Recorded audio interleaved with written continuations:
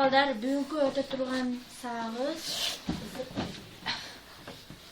өзүңөрдө көрүп тургандай эле бул жер Австралия. Мунун аба ырайын өтө эле. Бул жер Кап, мырза күлүшүп калат го. Экөөбүз ордун алмашып отурсак болмок. Болгондо терезе жакка отуруп. Кана Султанмурат, айтчы, эмне үчүн түштүк жагы сууп келет? Анткени Антарктидаға жакында. Туура балдар, анткени бул жер Антарктидаға жакында.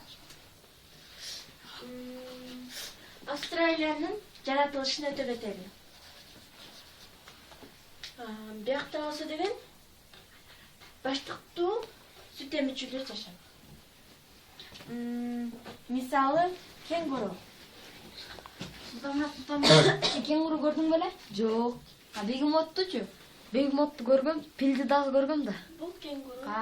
Менин атам болгондо сарык ата көргөз келбек. Кайгырбадыңыз.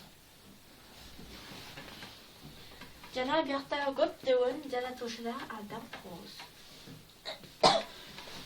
Мугалим эжей, биз мырза күлүшүп калаткан мырза экөөбүз ордун алмашсак болобу? Макул багам. Алмашып турат.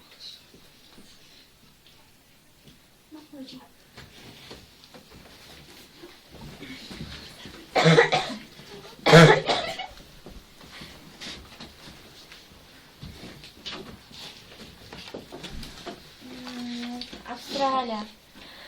Бул Австралиянын калкы 19 миллион. Канете?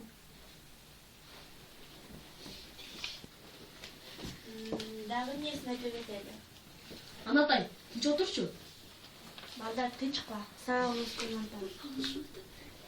Австралиянын аянты 9 миллион.